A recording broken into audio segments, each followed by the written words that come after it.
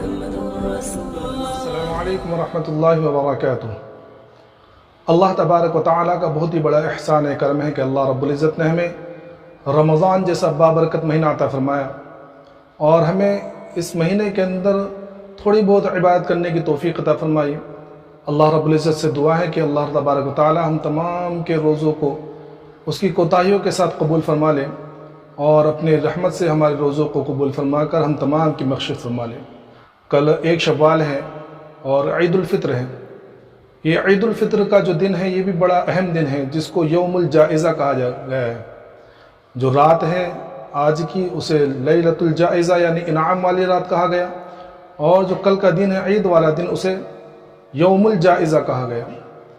ایک طویل حدیث ہے حضرت عبداللہ بن عباس رضی اللہ تعالیٰ عنہ سے جو مروی ہے، فرماتے ہیں کہ رسول اللہ صلی اللہ علیہ وسلم نے ارشاد فرمایا کہ جب عید الفطر کی رات ہوتی ہے، جس کا نام لیلۃ الجائزہ یعنی انعام والی رات لیا جاتا ہے، اور جب عید کی صبح ہوتی ہے تو اللہ تبارک تعالیٰ فرشتوں کو تمام شہروں میں بھیجتے ہیں۔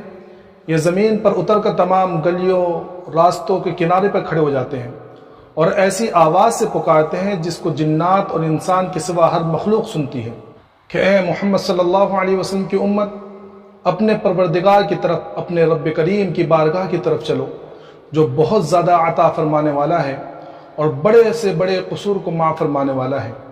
پھر جب لوگ عیدگاہ کی طرف نکلتے ہیں تو اللہ تعالیٰ فرشتوں سے دریافت فرماتے ہیں کہ اس مزدور کا کیا بدلہ ہے جو اپنا کام پورا کر چکا ہو۔ وہ عرض کرتے ہیں کہ ہمارے معبود اور ہمارے مالک، اس کا بدلہ یہی ہے کہ اس کی مزدوری پوری دے دی جائے۔ اللہ رب العزت ارشاد فرماتے ہیں کہ اے فرشتوں، میں تمہیں گواہ بناتا ہوں کہ میں نے ان کو رمضان کے روزوں اور تراویح کے بدلے میں اپنی رضا اور مغفرت عطا کر دی ہے۔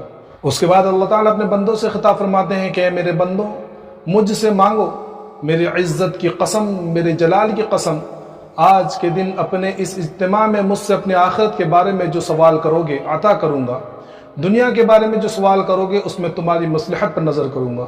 میری عزت کی قسم، جب تک تم میرا خیال رکھو گے میں تمہاری لغزشوں کو چھپاتا رہوں گا۔ میری عزت کی قسم اور میرے جلال کی قسم، میں تمہیں مجرموں کے سامنے رسوا نہیں کروں گا۔ بس اب بخشائے اپنے گھروں کو لوٹ جاؤ، تم نے مجھے راضی کر لیا اور میں تم سے راضی ہو گیا۔ اس امت کو جو عید کے دن اجر و ثواب ملتا ہے اسے دیکھ کر فرشتے خوشی کا اظہار کرتے ہیں۔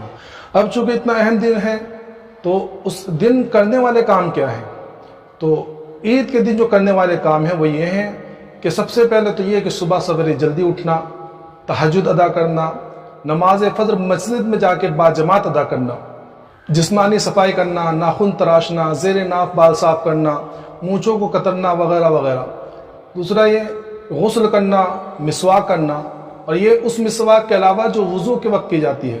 نئے کپڑے، پاک صاف لباس پہننا، اگرچہ پرانا ہی کیوں نہ ہو۔ خوشبو لگانا، بشرطے کہ بہت زیادہ تیز نہ ہو جس سے کسی دوسرے کو تکلیف پہنچے۔ صدقہ فطر یعنی روزوں کا فدیہ نماز عید سے پہلے ادا کر دینا، اور نماز عید کے بعد بھی ادا کر سکتے ہیں جنہوں نے پہلے ادا نہ کیا ہو۔ اور نماز عید کی ادائیگی کے لیے جامع مسجد یا عیدگاہ کی طرف جلدی جانا، پیدل جانا، اگر کوئی مجبوری ہو تو سواری پر بھی جا سکتے ہیں، اور عیدگاہ جاتے ہوئے تکبیرات کہتے ہوئے جائیں۔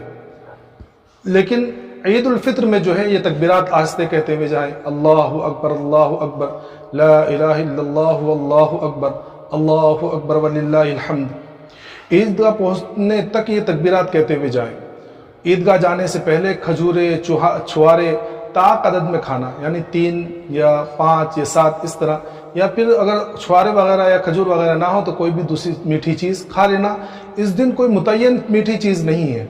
نماز عید خوش و خضوع سے ادا کرنا، خطبوں کو مکمل خاموشی اور پورے توجہ سے سننا، ایک دوسرے کو مبارکباد دینا، لیکن گلے ملنا ضروری نہیں ہے، اس کو ضروری نہ سمجھا جائے۔ ہاں اگر کافی عرصے بعد ملاقات ہو رہی ہے تو تب ملنے میں کوئی حرج نہیں ہے کہ گلے بھی مل لیں۔ خوشی کا اظہار کرنا کہ آج جو ہے عید الفطر ہے، اللہ کی طرف سے انعام کا دن ہے، اس چیز کی ہمیں خوشی ہونی چاہیے۔ اپنی وسعت کے مطابق جو ہے غریبوں، یتیموں، مسکینوں، ناداروں کی مدد کرنا، اور اپنی حیثیت کے مطابق اپنے گھر والوں پر بھی خرچ کرنا۔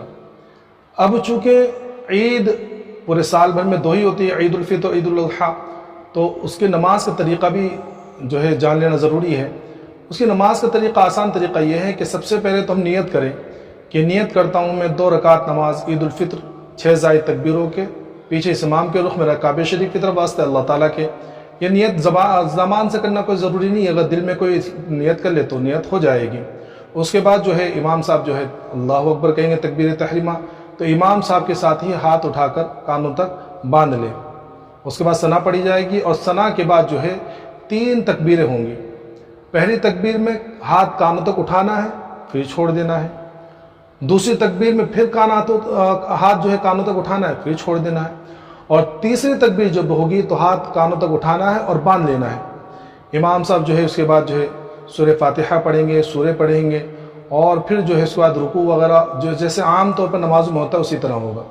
2 سجدے کرنے کے بعد جو امام صاحب کھڑے ہوں گے، اور کھڑے ہونے کے بعد جو ہے پہلے سورہ فاتحہ وغیرہ پڑھیں گے، سورے پڑھیں گے، اور اس کے بعد 4 تکبیر ہوں گی. 4 تکبیر اس طرح ہوں گی کہ پہلی جو 3 تکبیر ہیں کہ پہلی تکبیر میں ہاتھ کانوں تک اٹھانا ہے چھوڑ دینا ہے، دوسری مرتبہ پھر کانوں تک ہاتھ اٹھانا ہے پھر چھوڑ دینا ہے، اور پھر تیسری مرتبہ جو ہے ہاتھ کانوں تک اٹھانا چھوڑ دینا ہے، اور چوتھی مرتبہ جو ہے ہاتھ کانوں تک اٹھائے بغیر رکوع میں چلے جانا ہے. اور اس کے بعد کی جو بقیہ نمازیں ہیں وہ جیسے عام طور پر نمازیں پڑھی جاتی ہیں اس طرح پڑھی جائے گی. نماز مکمل ہونے کے بعد دعا ہوگی، اور دعا ہونے کے بعد جو ہے خطبے پڑھے جائیں گے. خطبوں کو جو ہے اطمینان کے ساتھ اچھی خوش و خضوع کے ساتھ سنیں، اور اس کے بعد جو ہے نماز مکمل کر کے اپنے گھروں کو لوٹ آئیں. عید کے لیے بہتر طریقہ اور بہتر سنت طریقہ یہ ہے کہ عیدگاہ جانے کے لیے جاتے ہوئے الگ راستہ اختیار کیا جائے اور آتے ہوئے دوسرے راستے سے آئیں. یہ عید کی سنتوں میں سے اللہ کے رسول صلی اللہ علیہ وسلم اسی طرح فرمایا کرتے تھے. یہ مختصر سا عید کا طریقہ ہے عید کی نماز کا. اللہ تبارک و تعالیٰ ہم تمام کو صحیح طریقے سے اور جو ہم عبادت کریں ان کو صحیح طریقے سے ادا کرنے کی توفیق عطا فرمائے، اور محض اپنے فضل و کرم سے ہم تمام کی عبادت کو قبول فرمائے. آمین.